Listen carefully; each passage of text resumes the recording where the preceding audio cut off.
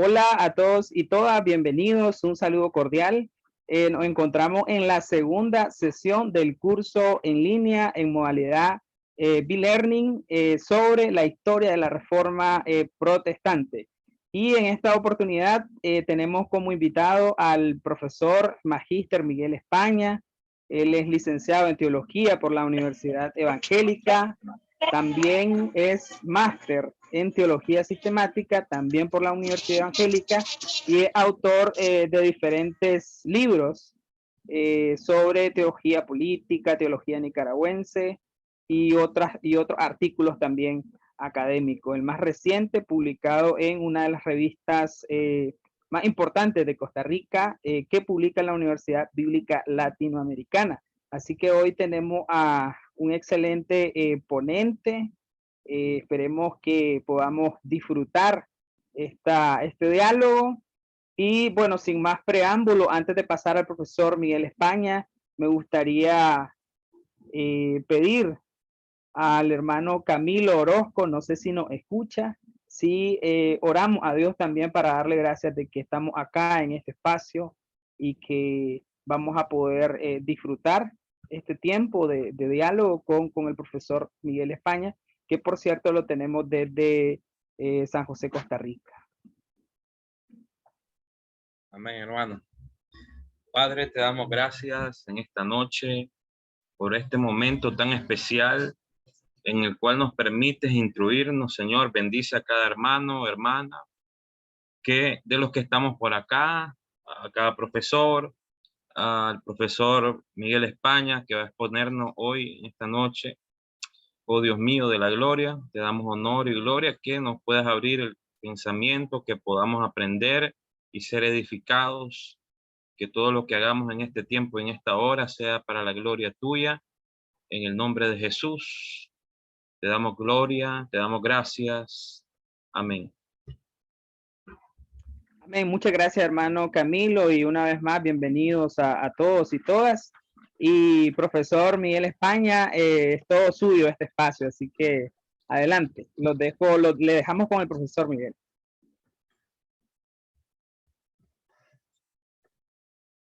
Hola a todos y a todas, espero que estén bien, en la gracia del Señor, con sus familiares, las personas que aman y sus ministerios, y les felicito por tomar estos estudios en teología, siempre para el servicio del pueblo de Dios en Nicaragua y en todos los espacios que nos movemos. Gracias, Camilo, por la oración y ponernos en las manos del Señor. Gracias, Moisés, por la invitación que me has hecho.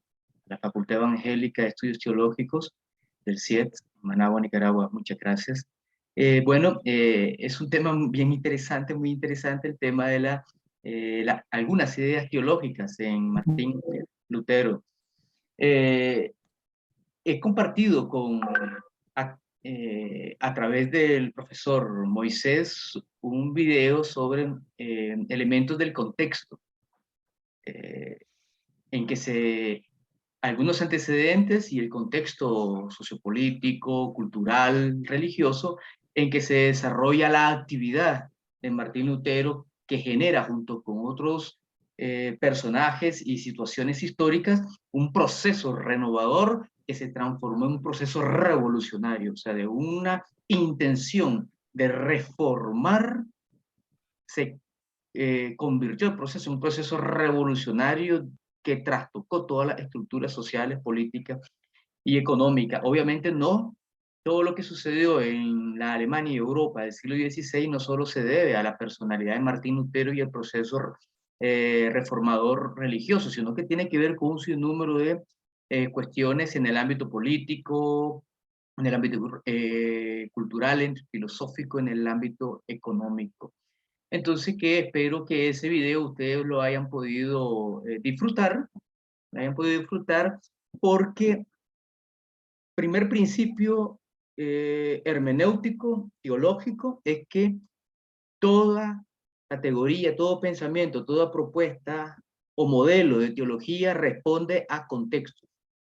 Ya, eso siempre tenemos claro. No existe un modelo de teología que sea universal, abstracto y que sea, y que sea igualmente pertinente para el contexto en que surgió, como para todos los contextos históricos y sociales y políticos de la historia de la humanidad. No existe tal cosa, ¿ya?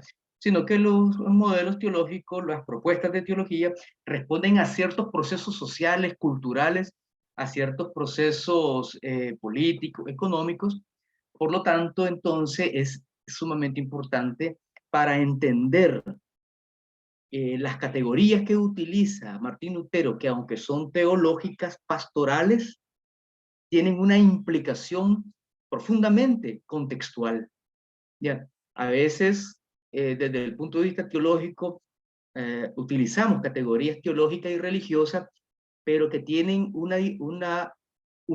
enraizamiento en los procesos sociales. O sea, parten de procesos sociales históricos y tienen incidencia en los procesos sociales e históricos. O sea, vienen y van, alimentan a personajes y sus propuestas teológicas, pero también estas propuestas teológicas alimentan los procesos sociales, o sea, los dinamizan hasta dialectizarlo a tal grado de que es un elemento de contradicción desde el punto de vista de la dinámica social que se viven en todos los momentos. El primer principio, por lo tanto, espero que hayan visto el video para no quedarme en lo contextual, sino irme y presentarle algunos elementos de la teología de Martín Lutero. Entonces, si no quiero que detenerme en eso ni en elementos biográficos, espero que hayan visto los videos o hayan leído antes de estar en este espacio para que lo que se diga cobre real sentido, porque no es solo una cuestión de estrictamente subjetiva, como muchos venden las posturas de Martín Lutero, no.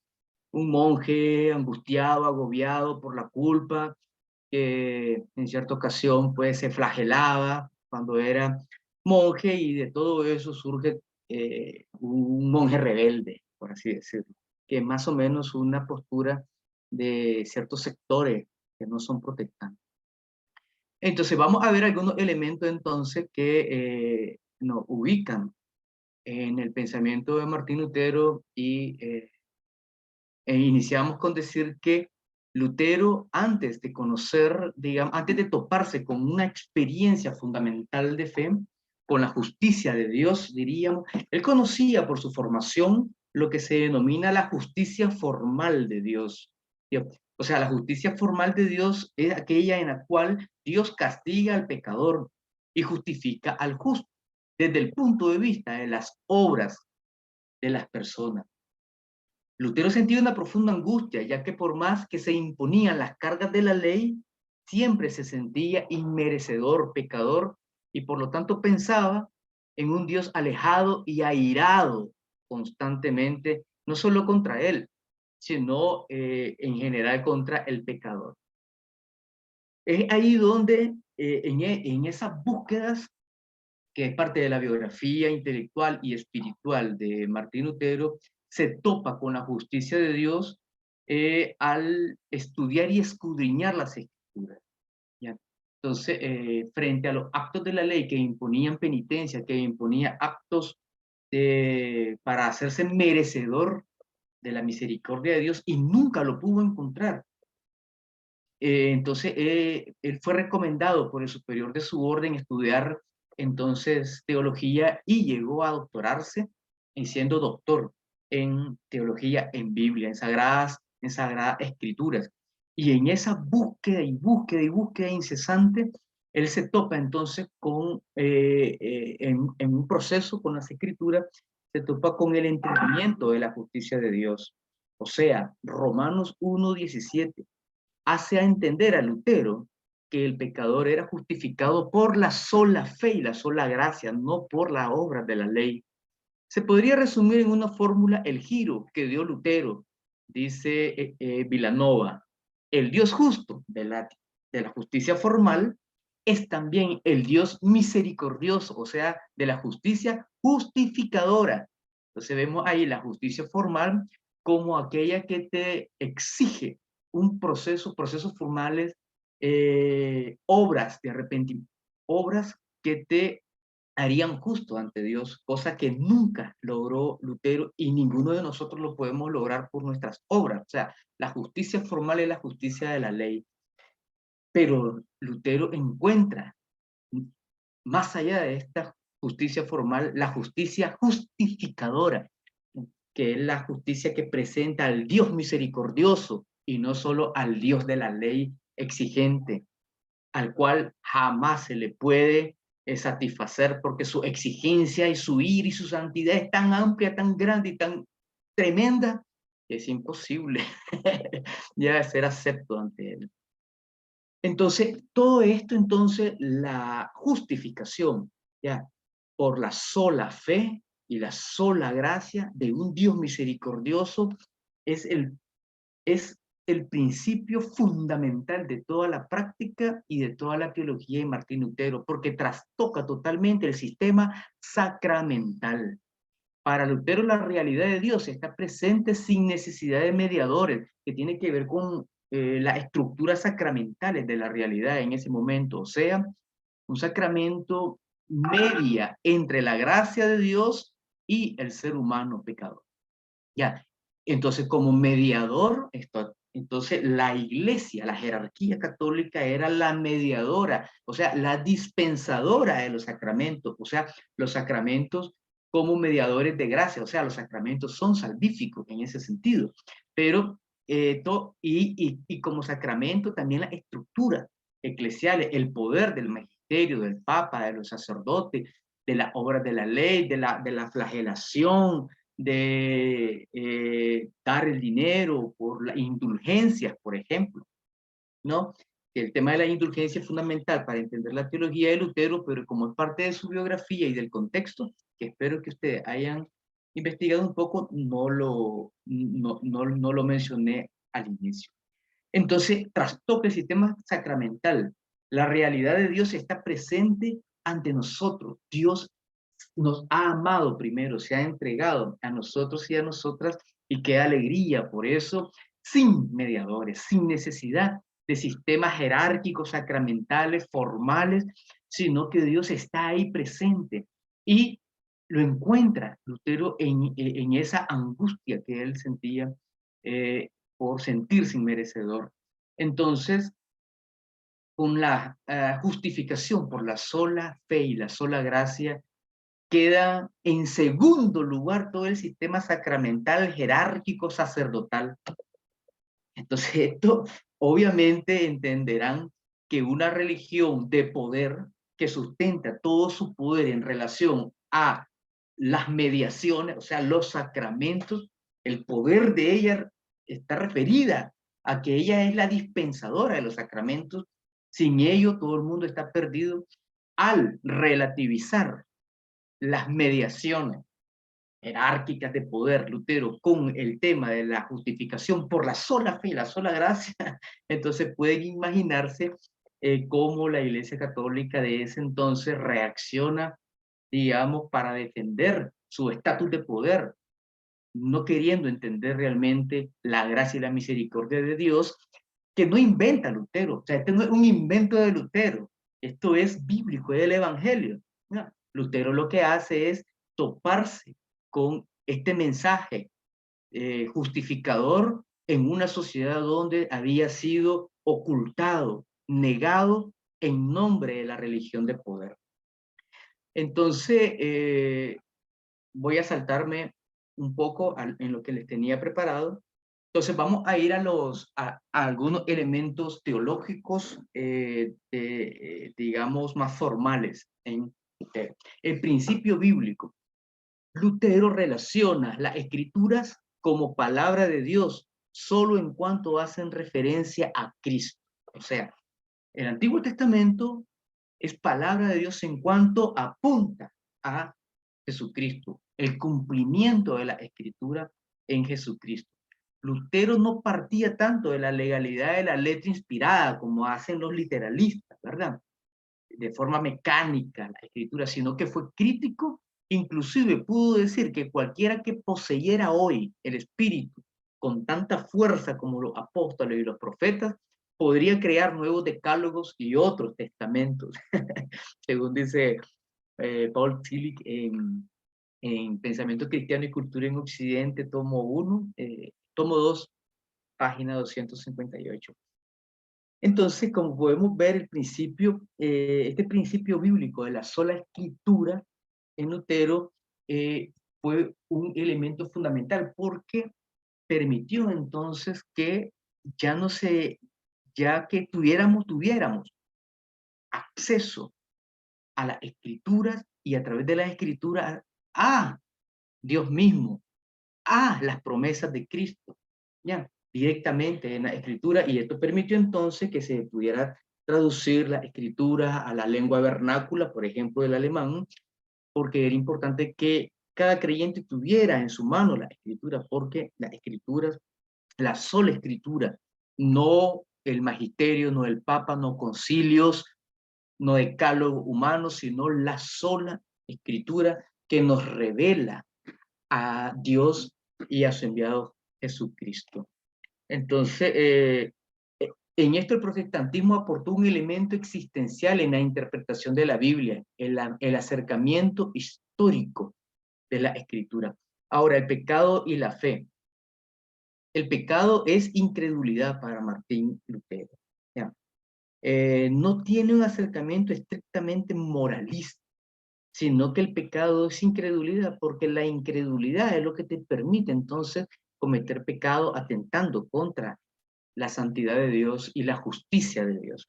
El pecado no lo reducía a actos personales, pero sino que lo entendía como una estructura demoníaca que posee una fuerza compulsiva sobre todos y todas, y que solo puede ser neutralizada por una estructura de gracia. Esto es importantísimo, según nos recuerda Paul Tillich sobre Martín Lutero. Entonces el pecado no es una cuestión de que yo con mi acto privado, entonces ya pequé contra Dios y la cosa está muy mal, no, sino que el pecado en cuanto tal lo entiende Lutero como una estructura de poder, estructura que aplasta, estructura demoníaca, que posee una fuerza compulsiva, o sea, que yo queriendo hacer el bien me veo haciendo el mal, ¿ya?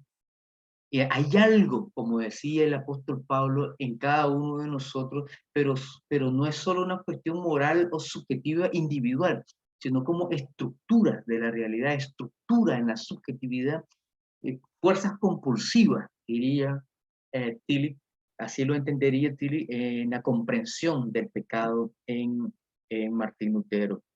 Y esto puede ser neutralizado solo por la estructura de la gracia. O sea, hay un proyecto de muerte visto desde las estructuras demoníacas de pecado y hay una estructura de gracia visto en estructuras de justicia, de perdón, de solidaridad, de amor, que contrarresta entonces las estructuras de pecado. Entonces es, en síntesis, el pecado incredulidad.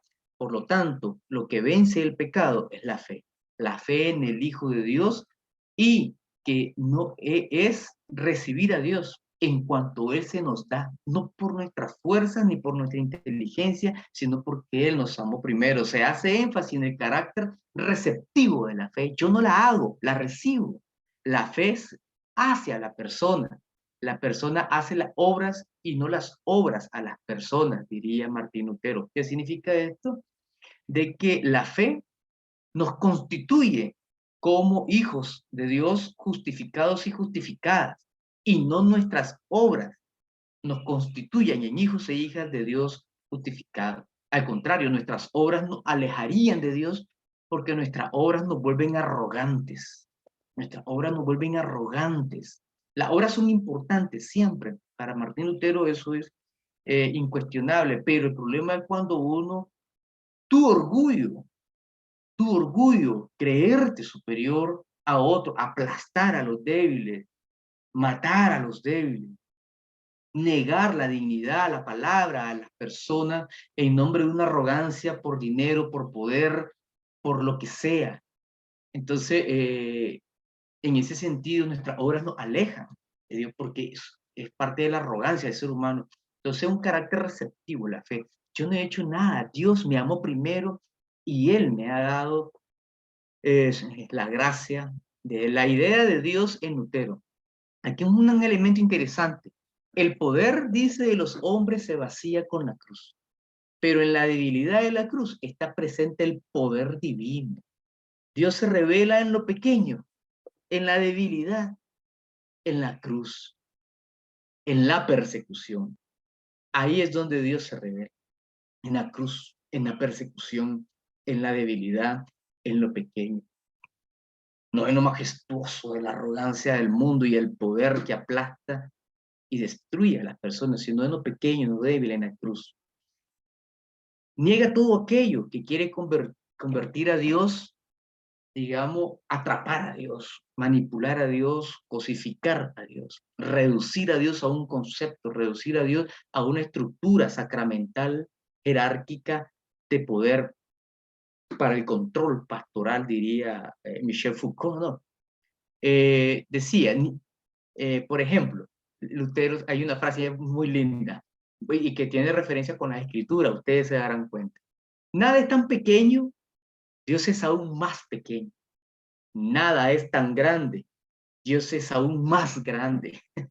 Entonces, Dios como lo más íntimo a todas las cosas, pero a su vez fuera de ellas y por encima de ellas.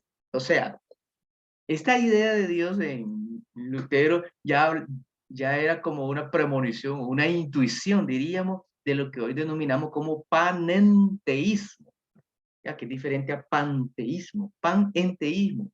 Dios en todas las cosas en Dios, pero Dios las trasciende a todas porque obviamente desde la fe decimos, Él es fundamento de todo cuanto es o podría ser. La omnipotencia de Dios no es cualquier cosa, no es un poder, no es poder hacer cualquier cosa. O sea, la omnipotencia de Dios en Lutero no es, digamos, que haga Dios lo que se le dé la regalada, una cuestión así, sino la omnipotencia de Dios en Lutero es el poder actual mediante el cual se hace potente todo en todo. ¿Qué les parece? Potenciar la vida, por ejemplo, ¿no? Potenciar la dignidad de las personas, potenciar procesos de dignificación, potenciar o recuperar cómo hemos destruido la gloria de Dios revelada en la creación, en la naturaleza, cómo restaurar esto, o sea, cómo potenciar, o sea, revelar la potencia de Dios en su creación. Por ejemplo, es sumamente interesante rescatar este tema de Lutero, no desde la omnipotencia que a veces nosotros entendemos, que Dios a voluntad puede hacer lo que le dé la regalada gana, que no es en el caso de Lutero, ni en el caso bíblico, ¿verdad? Sino que es interesante esta idea en Lutero de la omnipotencia de Dios, que es poder, un poder actual mediante el cual se hace potente todo en todo. Es un acto, o sea, estamos hablando del Dios creador, que es un Dios creativo. Por otro lado, también habla Lutero en el caso de Dios de que las criaturas son máscaras de Dios, ya, como máscaras de Dios. Dios está oculto detrás de todas sus criaturas. Aún esto puede ser interesante y muy polémico, un elemento de polémica, por ejemplo, personas dictadoras, personas terribles, crueles, pero también, digamos, personas bondadosas, aún la creación misma es máscara de Dios, o sea, Dios puede actuar detrás de todas las criaturas, utilizándolas como mensajera o haciendo ocasión, el ocasionismo, ¿no? Haciendo ocasión de la libertad, por ejemplo, de un dictador, para revelar también, digamos, una misericordia, ya, para revelar algo en la historia de la humanidad. Entonces, detrás de todos los seres de la creación de Dios, está oculto Dios, detrás de todos los seres. O sea, ahí uno ve un pájaro, entonces uno lo primero que intuye desde la fe es Dios creador, los árboles, los ríos, las personas, pero aún las personas que se han descarriado de su humanidad, en búsqueda de la monstruosidad del poder absoluto y egoísta, bueno, cómo Dios actúa en medio de las circunstancias provocadas por seres egoístas, por ejemplo, es una pregunta, ¿no?, que puede generar el debate. Está el principio de la ley y la gracia, que obviamente nosotros la entendemos hoy día como una oposición, pero en Lutero no se da una oposición entre ley y gracia absoluta y totalmente irreconciliable. Habríamos que estudiar, remito entonces al texto para que podamos entender mejor esta relación, ley-gracia, que es una relación de sí, non, sí y no, una relación dialéctica, y les voy a recomendar entonces que puedan leer el texto de Evangelista Vilanova, ¿no? El tomo 2, la página 281, para no detenerme allí y cerrar con dos cosas más. Uno, la cristología. Lutero parte, digamos, de una correlación, lo que Cristo es para nosotros y nosotras, con lo que decimos sobre Él. Se parte de la comprensión de Cristo a través de los beneficios que de Él se experimentan. Lo que decimos de Dios siempre es en carácter de participación. Él murió por mí, Él se entregó por mí. Cristo nos da sus beneficios, sus dones. Cristo nos guía, Cristo nos alienta. O sea, siempre entonces ya no es en relación a la teología filosófica o a la filosofía teológica de la escolástica, donde lo que se quería saber de Cristo se entendía a través de la especulación escolástica. O sea, ¿querés saber qué es de Cristo? Hablemos del ser de Cristo. Entonces ahí vienen todos los debates, digamos, insustanciales, a veces desde el punto de vista existencial de la fe, y muy de lógica y elucubración del pensamiento de las personas o de los teólogos. Y digo de los teólogos porque, bueno, solo teólogos en ese contexto, ¿verdad? En términos oficiales. Entonces, en Lutero, no es buscar a Cristo ontológicamente a través del ser de Cristo y tratar de discernir la naturaleza de Cristo, la relación humana con la divina, la circuncisesión o lo que sea, digamos, de toda la teología, de toda la cristología, sino que para Lutero de lo que se trata es de la relación, o sea, lo que dice Lutero, el promé, o sea, lo que es Cristo para mí, o sea, los beneficios de su amor, de su entrega para mí, o sea, en una relación obviamente no individualista, sino comunitaria, o sea, cómo nos arranca el egoísmo, obviamente, la fe y la gracia, y nos ubica en una comunidad de fe. Lo vamos a ver con el tema de la Santa Cena y el bautismo, que voy a eso en ese momento. Nos ubica en una comunidad, pero el tema de la comprensión de Cristo no es elucubración en síntesis, sino que tiene que ver con una relación personal, diríamos nosotros hoy día, o una relación existencial con la realidad de Cristo en nuestra vida. Lutero enfatiza la presencia de Dios en Cristo. Por la encarnación, la palabra se ha hecho carne. La palabra de Dios para Lutero tiene 4 significados. Uno, la palabra interior, que está oculta en el ser humano esperando su manifestación para introducirnos a Dios. Todos los seres humanos, aunque no conozcan de Cristo, etcétera, contienen en sí la palabra de Dios esperando su revelación. Esto es interesante porque todos fuimos creados y hechos por la palabra de Dios, diría Lutero. El segundo sentido de palabra de Dios es que Cristo es la palabra plena de Dios, o sea, Cristo como la palabra de Dios. El tercer sentido es la palabra hablada por los profetas y por Jesús, que se hace escritura. Pero la palabra Cristo es mayor que todas estas palabras de la escritura. Siempre Cristo es mayor. Y 4, la palabra de la predicación. En la predicación, digamos, cuando es expuesta la escritura, en comunidad se expone la escritura y cobra sentido y cobra sentido en comunidad, ¡puf!, emerge, acontece la palabra de Dios, diríamos hoy día. Entonces, Lutero parte de la obra de Cristo y eso permite trazar otra imagen de Cristo. Como decíamos, la escolástica trataba de la razón y la revelación, mientras que en Lutero tiene que ver con nuestra relación con Cristo. En Lutero, la obra de Cristo no se entiende como la satisfacción vicaria, según San Anselmo. Recordemos, no, San Anselmo, que una satisfacción vicaria, sino que Cristo soporta el castigo que hubiera tenido que recaer sobre la humanidad a causa de su pecado. La ira de Dios se mantiene siempre porque aborrece el pecado, pero Dios juzga al ser humano para perdonarlo, no para satisfacer. Recordemos el tema de San Anselmo, no. La honra de Dios, el honor de Dios ha sido mancillado, por lo tanto, es necesario enviar a Cristo para restaurar el honor de Dios y que el ser humano pueda tener una relación con Dios. Totalmente alejadísimo, y todavía predicamos sobre eso muchas veces, pero tan alejado de la Escritura, ese sentido que repetimos de San Anselmo.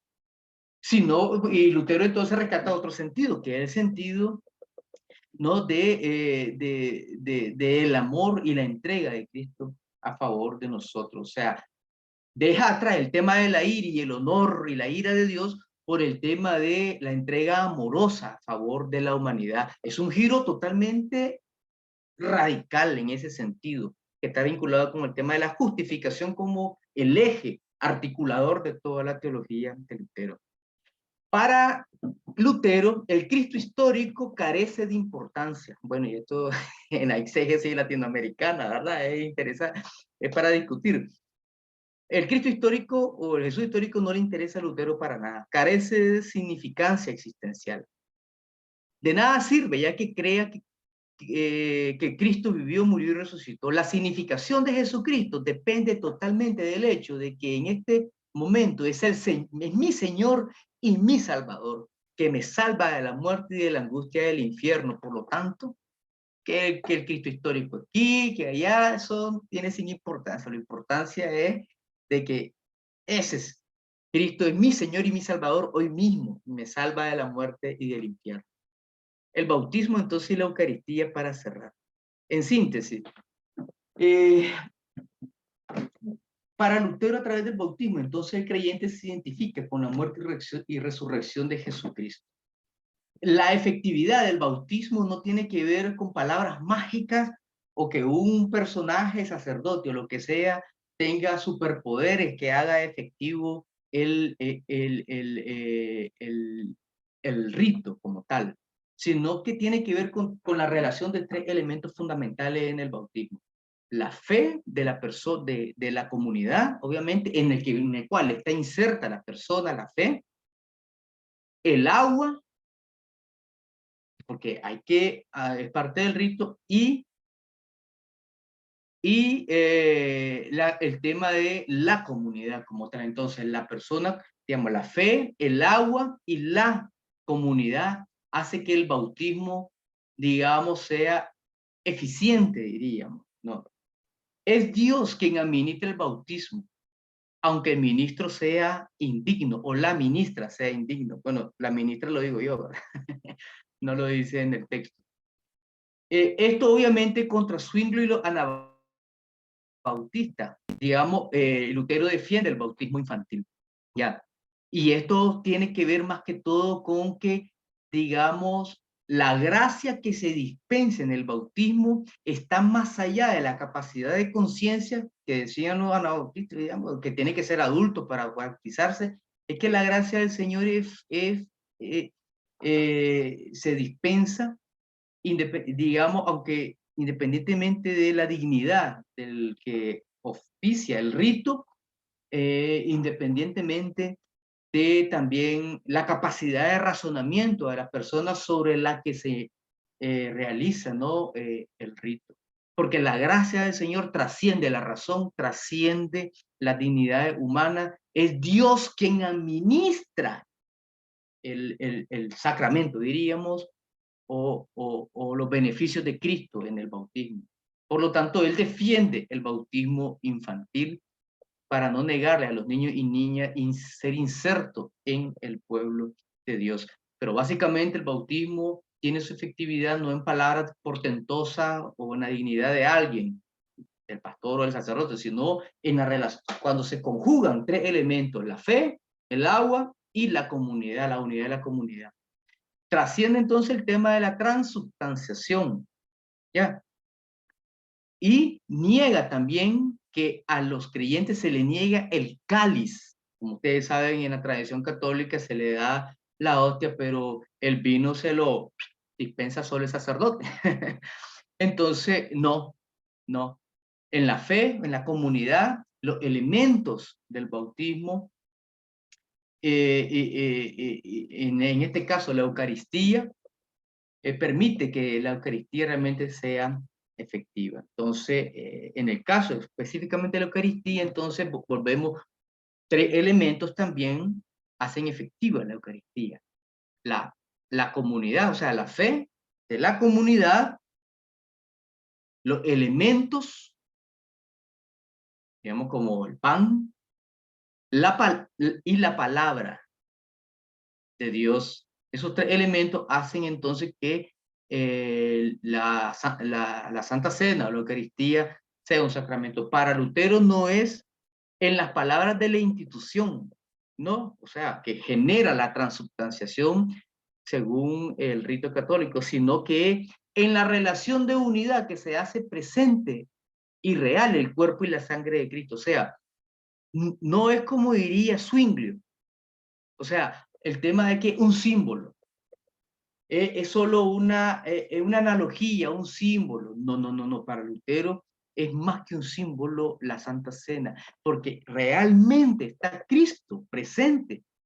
Si está la palabra, está la comunidad y están los elementos necesarios, Cristo se hace presente en los elementos de la Eucaristía. O sea, una presencia real de Cristo, no como transubstanciación, sino como consubstanciación. O sea, con en el sentido de la unidad entre la comunidad, los elementos de la Eucaristía y la palabra de Dios. Junto a estas tres cosas permiten el acontecimiento de Cristo en la Santa Cena.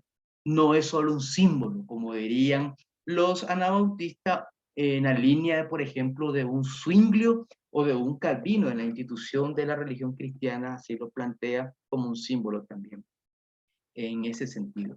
Así de que con esas más que verdades absolutas, sino que con esas invitaciones, vamos entonces a entrar en un diálogo, ¿les parece? Así que es suya la palabra. No sé quién va a moderar, Moisés.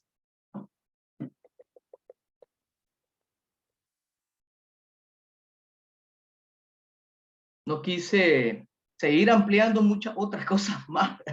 Esto es para un semestre completo, sino que di como los elementos fundamentales, para decirlo de alguna manera, para elementos fundamentales no desarrollados completamente, pero que tienen la intención de motivar una conversación en este momento. Ok, muchas gracias, Miguel. Entonces vamos ahorita a abrir la oportunidad de que puedan participar. Tienen un icono ahí de reacciones. Me gustaría que pudieran levantar la manito para poder cederle el espacio. Recuerden que, bueno, ya se nos ha ido el tiempo, pero vamos a dar oportunidad para algunas reacciones y algún comentario también de Miguel. Pero aprovechemos entonces. ¿Quién desea participar, reaccionar? Puede levantar la manito y yo acá le cedo la palabra.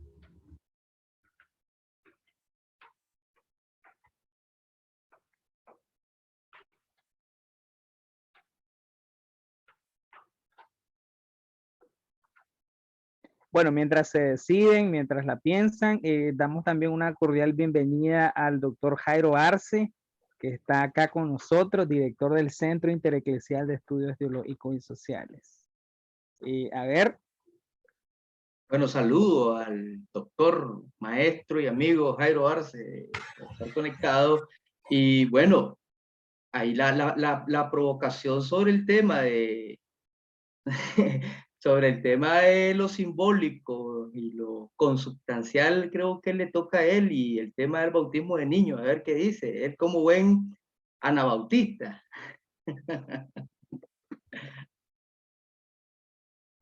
Adelante, profesor Jairo. Saludos, Miguelito. Nos da mucho gozo verte, aunque no podemos tocarte, pues, ¿verdad? Quisiéramos tocarte.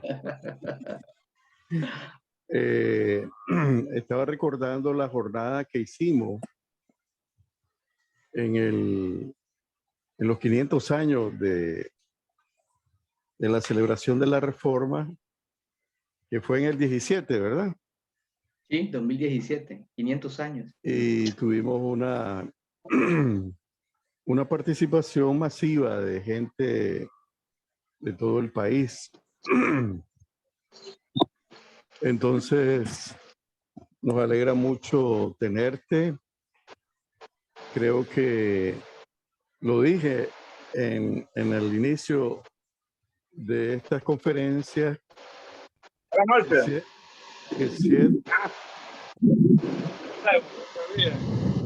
que siete es la, digamos, es como la vanguardia hace 40 años de estudiar la Reforma Protestante. Lastimablemente nos hemos quedado en Lutero, ¿verdad? Sabemos bastante de Lutero y del contexto de la Reforma, pero nos hace falta estudiar a otros, como a Menon Simon, Zwinglio y Munzer, que están ahí en esa rama de la Reforma Radical, pero voy a poner ahí para que me vean. No quería ponerme pues porque me miro viejito, pero es por la barba, sí, ¿verdad? La barba sabe.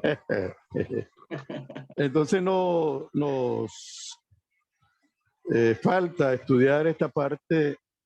Por ejemplo, Munzer, los mismos menonitas no lo aceptan como anabautista, pero esa es una discriminación y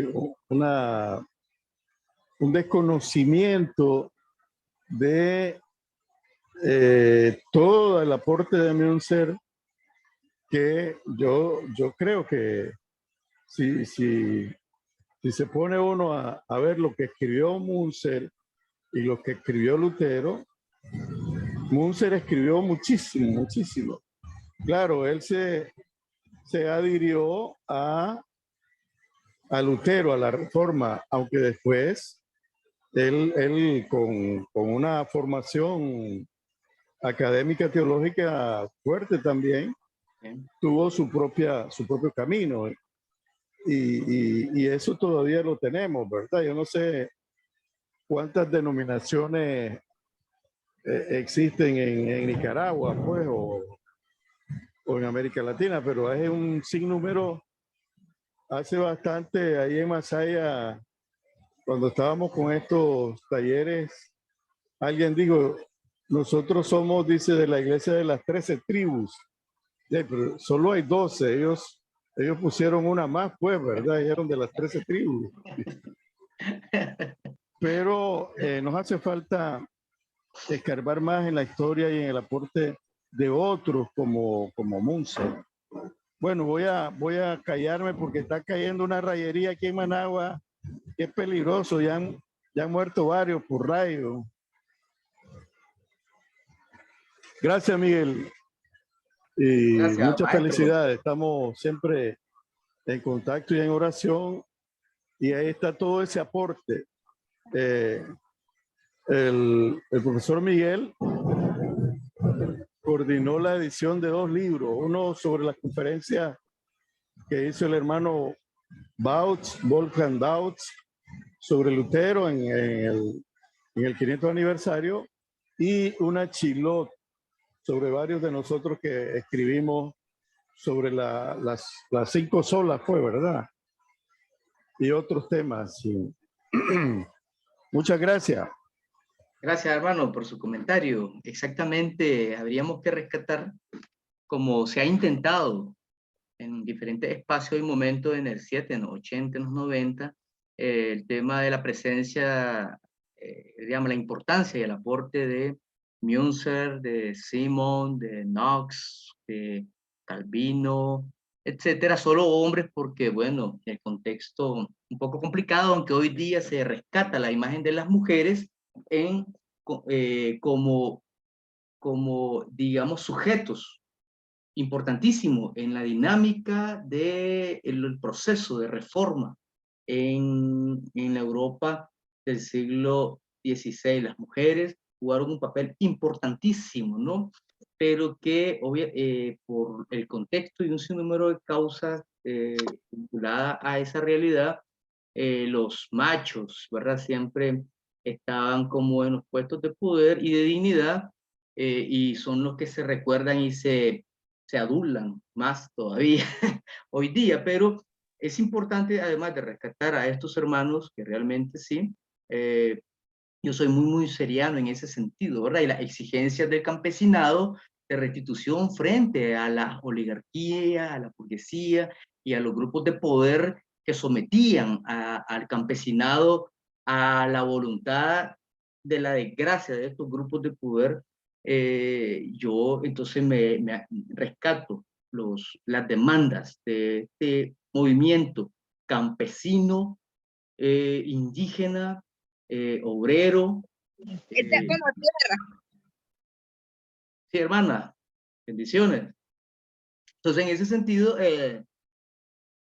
pero también hay que rescatar entonces a muchas mujeres que escribieron, se movilizaron y dieron la cara para, digamos, que este proyecto del espíritu, diríamos, que el proceso de reforma fuera posible.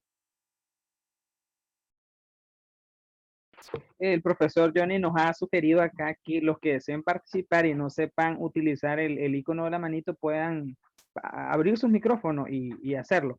Por acá hay un comentario de Carlos García que consulta un poco sobre el tema creo que es la diferencia entre transustanciación y la consustanciación. Y también tenemos otro comentario, bueno, de Dina que dice, me gustaría comentar algo. Adelante, Dina, puede hacerlo, claro que sí. Buenas noches. Buenas. Buenas noches. Pues el estudio de toda la propuesta y todo lo que ha desarrollado Martín Lutero, en diferente manera lo he escuchado, pero ahora como ya es más como obligándome estoy para entender mejor. Yo estaba observando a Miguel que, o sea, lo mejor, es un síntesis de lo mejor que Martín Lutero dejó para la iglesia cristiana.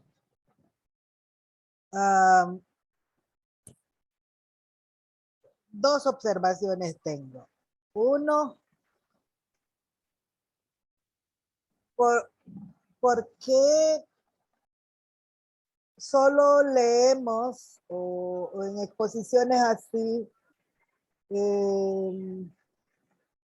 miramos como que la propuesta fuera como que él hizo todo? O sea, cuando iniciamos hablamos de que había otros grandes pensadores que habían sembrado. En cierta manera, a mí me gustaría diferenciar bien qué propuesta o qué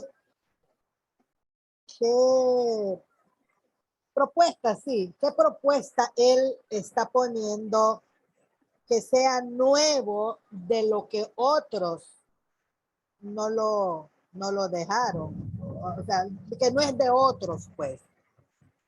Hacer una diferencia.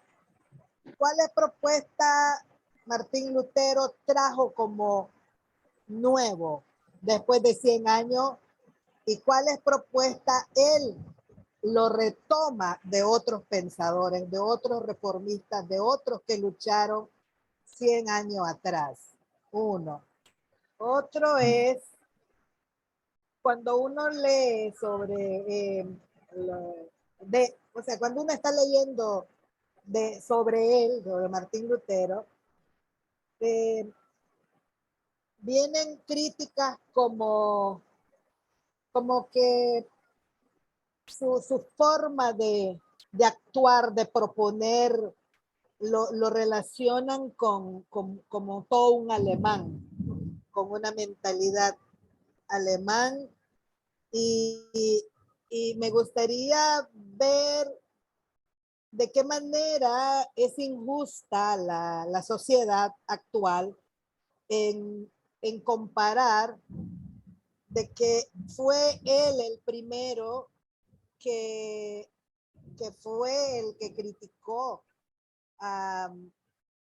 contra los judíos y que más adelante los mismos alemanes como que vieron como algo bueno eso. Otro es otro momento que a mí me hizo pensar fue que la propuesta de la música de lo que quedó después de la reforma lo están poniendo como que fueran crítica, o sea, como música protestante. Me gustaría entender más eso en cuanto al trabajo de él, por qué le relacionan cosas así.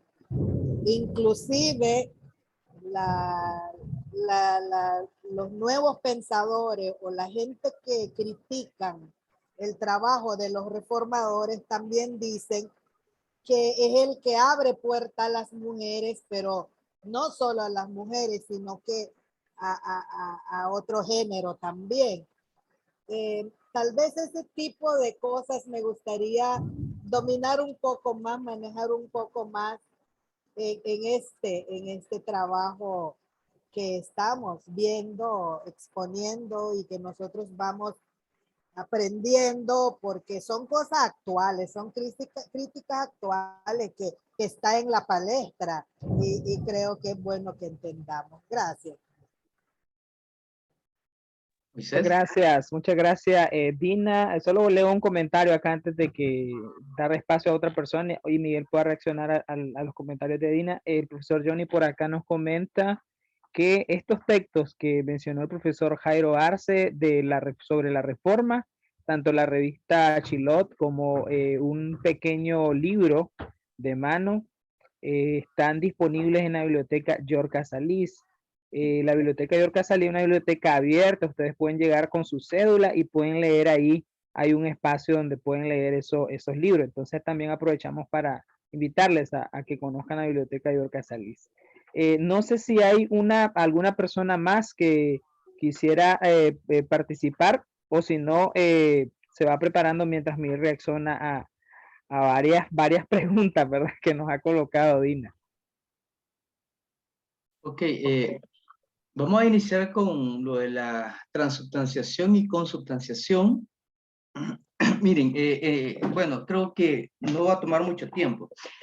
En la Iglesia Católica existe la doctrina de la transubstanciación, ¿no? Es cuando a través de las palabras del sacerdote, tiene que ser de un sacerdote, ya, no otra persona. El sacerdote es el sacerdote, no la, ¿verdad? El sacerdote es la persona investida con el poder de Dios para, a través de una fórmula, unas palabras, que son las palabras de institución que se repiten en latín, según la traducción de la Vulgata, ¿verdad?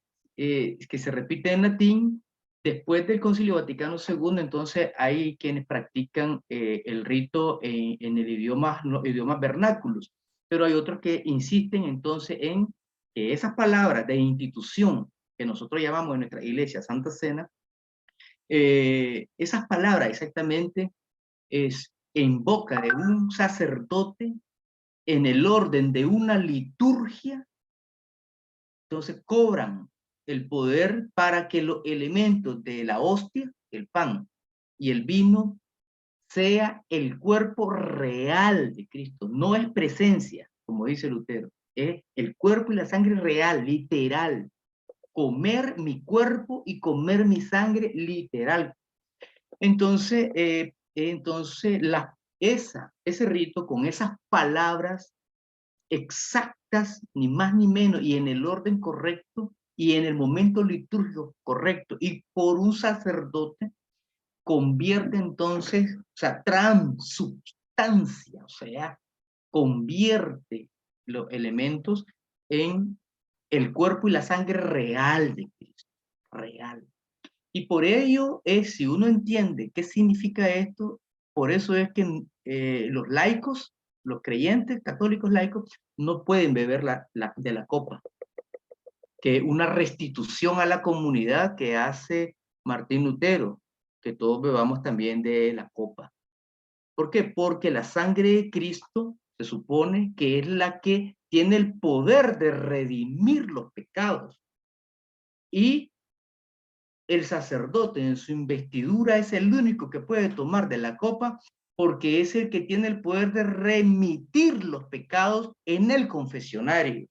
Y es el que tiene el poder de las palabras para que los elementos se conviertan de elementos naturales a elementos sobrenaturales, o sea, el cuerpo real, realísimo de Jesucristo.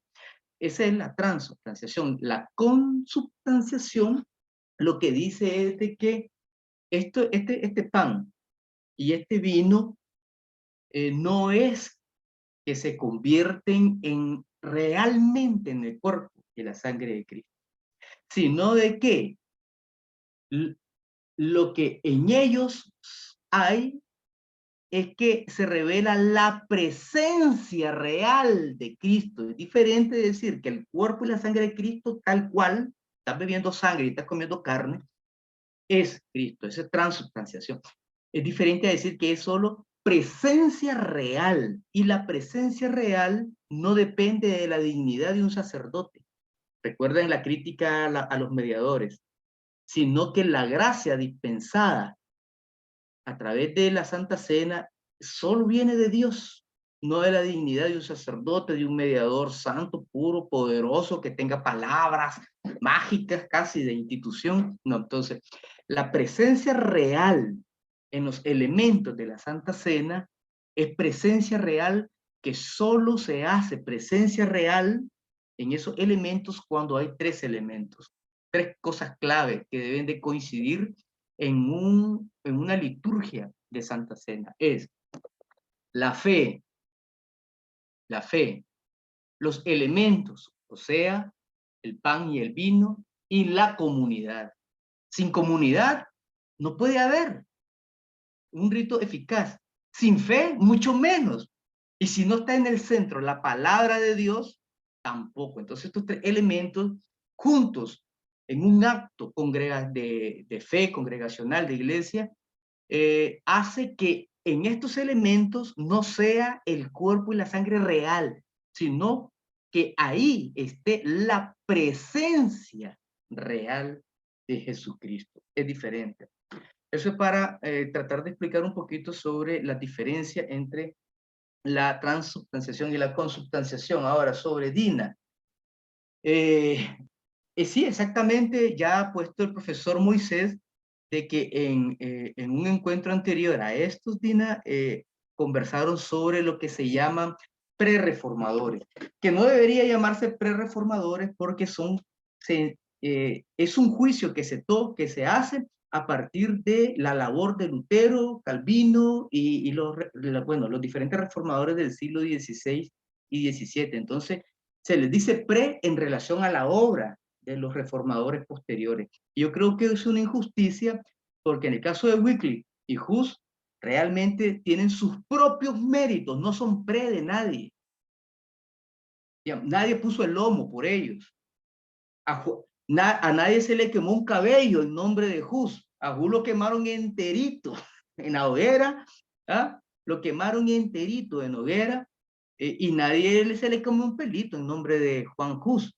Entonces, no son son reformadores que en el contexto en el que ellos llevaron a cabo su gesta, por decirlo de alguna manera, no estaban dadas las condiciones históricas, políticas necesarias y eclesiásticas necesarias para que su gesta cuajara en un proyecto como el de Lutero, Calvino, Knox, etc.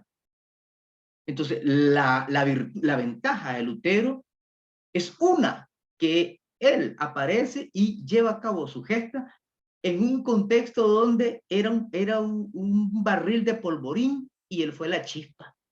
Que igual hubiera sido si hubiese estado Juan Hus, Wycliffe en ese contexto, creo que ellos hubieran sido los reformadores. Pero Lutero tuvo la ventaja de haber nacido pues, en un contexto que no depende de él, sino que era toda una configuración de transición de la Edad Media a la modernidad y todos los cambios que se estaban gestando. Así de que, bueno, Dina, sí, Juan Hus, yo sé que principalmente lo mencionas, Dina, por Juan Hus, y obviamente el mismo Lutero dice, no, él acepta humildemente de que su obra, su gesta, está muy vinculada a la gesta de Juan Hus con 100 años de diferencia. Obviamente que sí. Y por otro lado, también recuperar el tema de las mujeres. Yo pensaba, Dina, que me iba a hacer énfasis en el tema de la recuperación de las memorias de las mujeres en el proceso de reforma, pero hay que seguir investigando e indagando sobre ese tema. La cuestión judía en Lutero. Hay que irse al contexto para entender por qué Lutero es virulento con los judíos y cuál es el choque entre un nacionalismo alemán que se está rescatando en ese momento a partir, por ejemplo, de el rescate de lo que Ulrico de Hutten y Sebastián Brandt rescatan el texto de Tácito. Un texto de Tácito que se ubica entre el año 55 y 120 después de Cristo, que se titula Germanía, que exalta la germanidad y alimentaba el odio contra Roma. Este texto lo conoce Martín Lutero. Y entonces es un texto que hace que haya un nacionalismo, una efervescencia fuerte en Alemania. ¿Y cuál era la presencia judía en Alemania en ese contexto? Bueno, habríamos que replantear el contexto, pero no hay tiempo para ello. Entonces, reconstruyendo, yéndonos al contexto histórico, político, social y cultural de ese momento, entonces uno entiende la virulencia de Lutero en contra de los judíos en ese contexto, lo que no justifica que se utilice a Lutero para perseguir, aniquilar o juzgar de una manera tan terrible a las comunidades judías como el mismo Lutero lo hacía. No, en su escrito era un antisemita, pero hay que entenderlo en su contexto. Y de que si Hitler leyó a Lutero en eso sobre la cuestión judía y eso influenció mucho en la cuestión judía, ¿verdad? En la solución final a la cuestión judía que se llamaba en el nazismo, eso hay estudios sobre eso. Entonces, sí, es cierto, sobre la cuestión judía, pero hay que entenderlo en su contexto y no hay justificación para ello. Fuera de esos contextos, solo son legitimaciones y justificaciones de un acto o una actitud o que ya es antisemita y que solo anda buscando justificaciones para destruir, matar y ejercer la xenofobia contra un pueblo, ¿verdad? Es muy complejo el tema del semitismo y el antisemitismo, pero en el caso de Lutero hay que entenderlo en su contexto y eso no justifica que se extrapole a otros contextos. Sobre la música y abrir la puerta, digamos, a otros géneros, no entendí bien la pregunta y si vuelve entonces a Dina o alguien que haya entendido la pregunta y me la explica mejor, yo pudiera digamos, conversar con ustedes. Miguel, igual Dina tuvo que desconectarse por el tema de la lluvia en Managua. Algunos estamos conectados desde otro departamento y por eso quizás no estamos teniendo el mismo problema que los que están desde Managua. Pero igual Dina va a poder ver la grabación y va a ver tus respuestas. Vamos a ir cerrando ya con la participación de Elvin Gutiérrez y luego tu reacción y ahí vamos cerrando este espacio. Adelante, Elvin. Hola, buenas noches, hermanos. ¿Qué tal? Este tema es muy interesante. A mí me apasiona mucho lo que es el tema de la reforma, porque es un tema bastante amplio, hablar sobre los prereformadores y los, por así decirlo, los posluteranos. Hay varios personajes muy importantes. Yo creo que solo quería agregar algo. Creo que el contexto histórico le facilitó mucho a Lutero poder ser, digamos, la punta de flecha de la reforma, ser digamos, el protagonista, el que, digamos, era como la persona importante, ¿no? Y también creo que la invención de la imprenta fue algo fundamental que le ayudó mucho a Lutero. Y bueno, aquí ya está por llover. No sé si es solo una rayería o es que viene ya con lluvia, pero solo quería agregar eso, la importancia de los prereformadores, como dice el hermano Miguel, tal vez no llamarlos prereformadores, sino que son reformadores, lo único que estaban en otro contexto histórico, y el cual no les permitió a ellos poderse desarrollar con esos pensamientos, con esos ideales y con esas verdades, ¿no? El cual la Iglesia Católica estaba prácticamente ocultando, tal vez no ocultando es la palabra, sino impidiendo que las personas pudieran conocer la verdad. Entonces ellos fueron los que en algún momento decidieron revelar la verdad y mostrarle la verdad, ¿no? Pero lamentablemente algunos murieron, ¿no? Quemados en la hoguera, por ejemplo. Entonces, fue el contexto histórico, creo yo, que a Lutero le facilitó mucho poder llevar a cabo la reforma, ¿no? Y Calvino y todos los demás que siguieron, John Knox, por ejemplo, ¿no? Y hablando de mujeres, yo no sé si me ayuda aquí el hermano Miguel, la esposa de Lutero, por ejemplo, fue alguien, creo que se llamaba Catarina Bombora. Ella fue una de las que también fue una pieza importante para Lutero, ¿no? Entonces, en referencia a mujeres de la Reforma, creo que ella puede ser una que se puede incluir, ¿sí? Y bueno, eso era mi aporte. Muchas gracias, hermano Elvin. Y antes de que Miguel reaccione, vamos a cederle el espacio a Camilo, ¿verdad? Para que no se quede con las ganas de participar. Tratemos de ser lo más breve posible, ¿verdad? Para no robarle mucho tiempo al maestro Miguel. Adelante, Camilo. Sí, ¿me escuchan? Perfectamente. Bueno, precisamente con esta lluvia, estamos hablando de lluvia y hay una leyenda sobre Lutero. Así es. Que él se dedica y se promete a una santa, no sé si es Santa Catalina, algo así, que casi lo mata un rayo y precisamente ahorita hay rayería y lluvia aquí en Managua. Un rayo te va a asustar a ti también, hermano. Y fue el reverendo Arce fue el que comenzó a hablar de rayos. Pero bueno, estamos hablando de la teología en Lutero y es interesante ver la lucha cósmica en Lutero. El Lutero aborda esos temas entre la lucha entre el bien y el mal, así como lo mencionaba el profesor España. También, profesor España, nos gustaría que nos hablara un poco más sobre la teología crucis en Lutero. ¿La teología? Crucis. Ah, la teología crucis en Lutero y sí. también en el curso de Cristología, en este año leímos bastante de eso nosotros en cuarto año y me llamó la atención cómo Lutero comienza a hacer teología entre cómo deben de considerarse las relaciones Estado-Iglesia. Él hace La teoría de los dos una reinos. ¿Sí? correcto. Sería bueno si hablara de eso a los que no han tenido la oportunidad de oír. Sí, sí.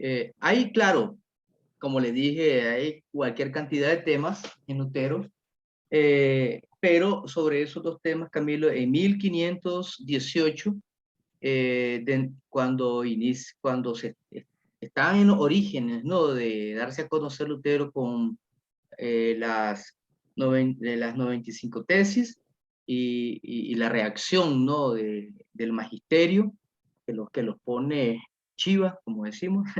Entonces, se dan unos encuentros de debate. Todavía no había ruptura, no había nada, era una cuestión polémica académica. Era una cuestión inicialmente académica, un reto a discusión, al debate. Y Lutero era excelente al debate. Cuando leemos sus textos de Lutero, no, es un polemista de primera, dice uno. En síntesis, entonces, en 1518 se da una disputa que es la disputa de Heidelberg, que es una discusión en Heidelberg donde se plantean 29 tesis, creo Lutero plantea 29 tesis, o son más, pero por ahí va. Entonces, le plantea varias tesis, entonces, donde, digamos, es una disputa básicamente entre la postura de Lutero sobre su postura filosófica, teológica y bíblica, con la postura filosófica de la teología natural. La teología, si uno entiende qué es la teología natural en tiempos de Lutero, entonces uno entiende a qué se está enfrentando Lutero. Se está enfrentando a toda la escolástica, que la escolástica la podemos entender como un acercamiento a la teología natural en el sentido de que razón y revelación no hay contradicción. Eso ya sonó a otra cosa, ¿verdad? Recordamos. Ya, entre razón y revelación no hay contradicción. Y recordemos a Tomás de Aquino, ¿no? En el primer tomo de la Suma Teológica hace toda una reflexión sobre el tema de la relación entre revelación y razón, de la cual no hay contradicción real, sino que como la revelación ilumina a la razón, no la excluye, sino que la ilumina, la eleva. Entonces, la razón tiene un poder de conocer extraordinario, pero no puede conocer los principios de Dios. Solo la razón, la misma razón humana iluminada por la revelación puede conocer los principios de Dios. Teología natural. Entonces, esa teología para Lutero es demoníaca. Porque para Lutero nada, la razón humana está bajo el signo del pecado, la corrupción total.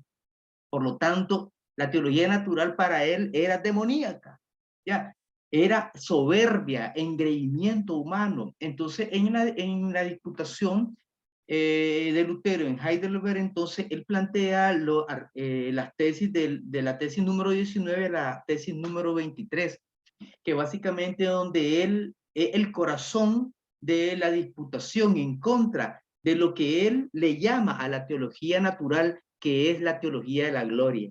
La teología de la gloria, digamos, quiere conocer a Dios, pero sin pasar por la cruz. Solo quiere gloria, digamos, a través de la razón, ya, a través de la razón y la arrogancia humana.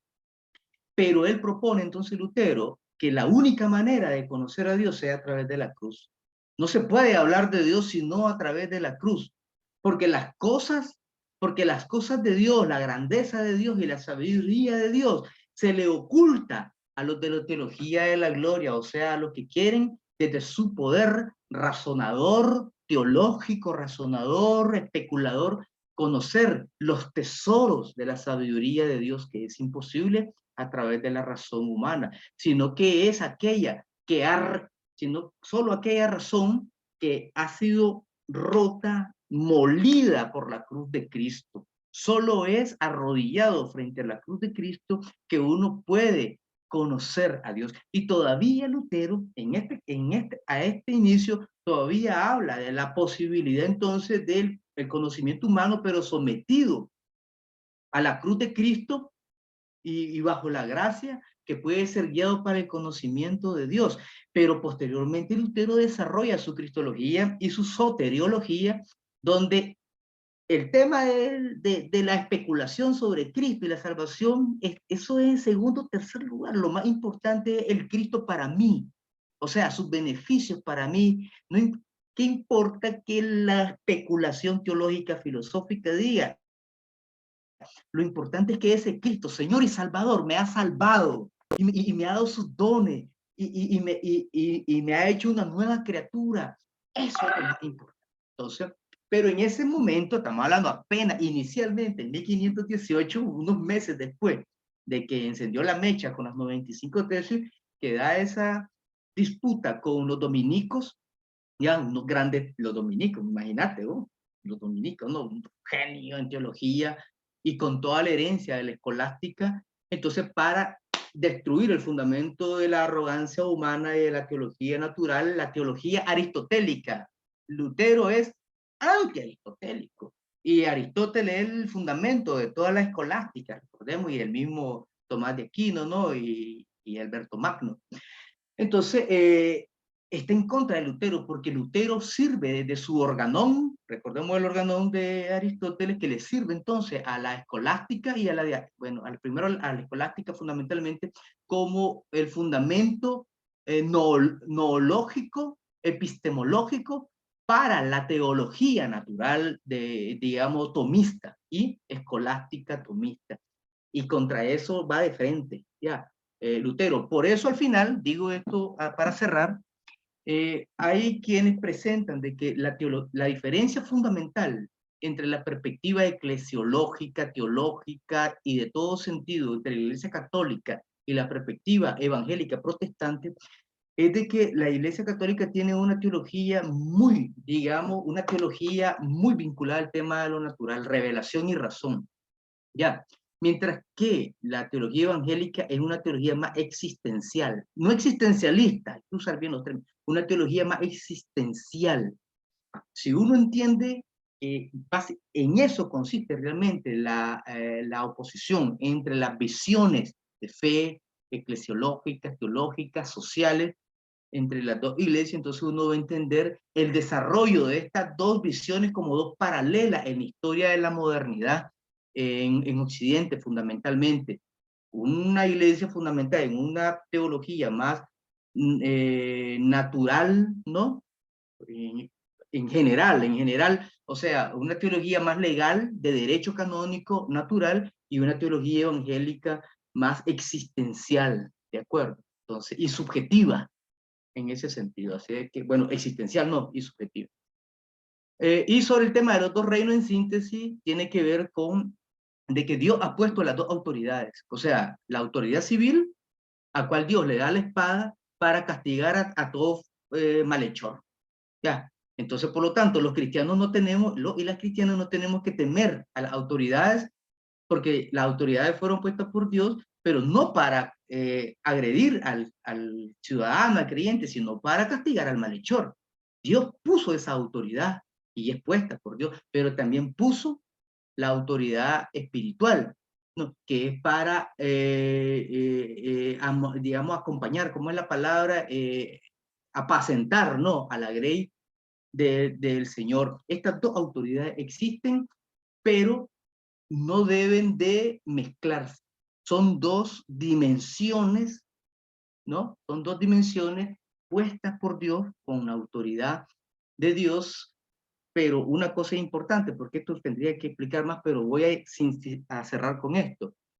Para Lutero, las autoridades son puestas por Dios, ¿de acuerdo? Los magistrados, etcétera, son puestos por Dios. Pero cuando las autoridades atentan en contra del pueblo, en vez de apacentarlos, atentan contra el pueblo y atenta contra la palabra de Dios, Lutero está de acuerdo en la rebelión. Lutero y Calvino, lean Calvino. Ambos dicen de que las autoridades son buenas y son puestas por Dios, las autoridades civiles. Pero cuando éstas matan, atropellan y destruyen la paz en la sociedad, el orden de la sociedad, que el orden de la sociedad debería reflejar la voluntad de Dios, el orden divino. Y estos magistrados y gobernantes destruyen la paz, matan, persiguen y están en contra del evangelio. Después de que los otros magistrados de igual dignidad puedan oponerse, o sea, el juego político, pero aún así no se puede, dentro del pueblo de Dios, o sea, de un ciudadano, una ciudadana cualquiera, o el pueblo entero, se le puede levantar Dios un redentor, puede levantar un libertador. O sea, están de acuerdo, tanto Lutero como Calvino, como en última instancia, en que la rebelión puede ser un camino a través del cual Dios restablezca, digamos, el orden y la paz entre el pueblo de Dios en la construcción de la sociedad civil, en el mundo civil, digamos. Gracias. Miguel, solamente leer rápidamente un comentario que está por acá porque tiene que ver con una pregunta. Con esa pregunta cerramos ahora sí. El hermano Pablo Uriel, por ejemplo, comenta en relación al tema de si Lutero es, bueno, surgió ahí el comentario del hermano alrededor del tema si era antisemita o no. 25 años, dice el hermano, antes de las tesis de Lutero, los judíos habían sido expulsados de España y Portugal. Y luego dice, la expulsión de los judíos, además de una justificación religiosa, era también económica. Y ahora sí viene la pregunta del hermano Mangel. Dice, bendiciones a todos los integrantes y facilitadores. Hermano, yo me acabo de agregar hace poco a la exposición, pero quisiera que me aclarara sobre el personaje de Lutero, si era antisemita. Entonces, con eso cerramos. No sé si lo podés, en una píldora ahí de conocimiento, explicarlo rápidamente para que cerremos el espacio. La categoría antisemita es más moderna, es de la teoría política de la modernidad. Entonces, en ese contexto, nosotros podemos juzgar entonces a Lutero como antisemita, sí. Ubicado entonces esta actitud en contra de la comunidad judía en Alemania bajo algunos de los elementos aplicativos que leyó el profesor Moisés sobre el tema de la persecución judía en Europa, ¿no? Y bajo el tema económico, sí, pero también hay elementos religiosos también, ¿ya? Porque hay que entender qué tipo de judaísmo era. No hay un judaísmo, así como no hay un cristianismo. Hay que entender qué tipo de judaísmo, cómo se estructuraba económica, culturalmente, y cuáles eran sus creencias respecto a Jesucristo como Salvador. No tenían la conciencia histórica que hoy tenemos nosotros en la modernidad, de la construcción de un Jesús histórico, nada de eso. Entonces era más una lucha en términos doctrinales, ideológicos, religiosos, que suma al tema de lo económico, sí, y al tema de la persecución de estas comunidades que siempre fueron incómodas por su herencia, ¿no? Por su herencia de que las comunidades judías son comunidades que son comunidades que en ese contexto eran cerradas, ¿no? Eran cerradas y no seguían los patrones culturales, de conducta, etcétera. En el contexto generaba cierto malestar. El tema económico muchas veces también jugó un papel importante, porque la persecución de los judíos era para robarles lo que tenían, en nombre de cualquier justificación religiosa o política. Entonces sí, en síntesis, esto es más amplio, ¿verdad? Pero sí, desde las categorías modernas podemos decir que Lutero sí era antisemita, aunque en el contexto no se jugaba tanto esa categoría, sino que era como una reacción ante el nacionalismo, ante el tema económico y el tema de las representaciones sociales, culturales y religiosas que contravenía a la corriente fundamental de la Alemania nacionalista, ¿no? De la recuperación de ese nacionalismo de Alemania en ese contexto, y que entonces eran parte de las causas que generaba cierto malestar, y que Lutero entonces como hijo de su tiempo, ¿no? Se vio afectado y desde nuestro juzgar cometió graves errores de juicio en ese sentido. Gracias. Muchas gracias, profesor Miguel España. Y bueno, vamos a cerrar este tiempo de diálogo. A mí me gustaría agradecer especialmente al profesor Miguel España, que vamos a decirlo así, apadrinó, ¿no? Este curso en línea. Y también, bueno, aprovechar también para recordarle al estudiantado ingresar a la plataforma. Yo quiero felicitar a los que ya lo han hecho. Se va activando mucho ahí ya la participación en el campus virtual. Entonces, ahí vamos a estar poniendo disponible esta grabación, otros materiales que nos ha sugerido el profesor Miguel España. Ya hay también ahí un video que nos facilitó el profesor Miguel y otros recursos que son básicos. Recordemos que este curso es introductorio, sin embargo, pues este tiempo de las sesiones de Zoom son para profundizar y por eso de forma previa hay que revisar los materiales para luego acá venir y ampliar esa información. Y bueno, nada, cederle la palabra al profesor Miguel España para que nos dé unas palabras de despedida y luego pues cerremos el espacio. Bueno, muchas gracias. Esto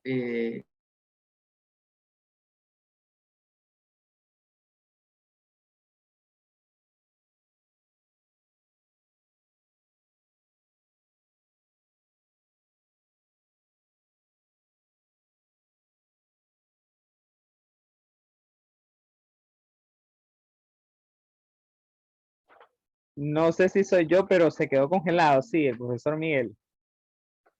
¿O lo están escuchando? No, Se congeló, parece. Sí, parece que se congeló, ¿verdad? La imagen. Vamos a ver si se... Es el enemigo, hermano, el enemigo. Bueno, seguramente tuvo algún problema el hermano Miguel, pero bueno, ahí le vamos a dar nuestros agradecimientos. Realmente ha sido un espacio muy rico. Agradecerles, realmente nos pone muy contentos tenerlos por acá. Sé que algunos se tuvieron que desconectar por el tema de la lluvia, pero realmente me siento muy feliz, muy contento de que estén acá. Y recuerden que la próxima sesión sería solamente para recordarle, el 21 de octubre. 21 de octubre, para que tomen nota, 21 de octubre también es compartir el calendario ahí por el grupo de WhatsApp. Y vamos a estar hablando sobre la participación de las mujeres en la reforma protestante. Y vamos a tener de invitada a la magíster Geraldine Rocha. Así que nos vemos en la próxima sesión. Y recuerden, entren a la plataforma, que también parte, digamos, de la motivación de crear este espacio ha sido promover el uso de la plataforma virtual. Así que tengan muy buenas noches, reciban muchas bendiciones en el nombre del Señor y nada, a descansar.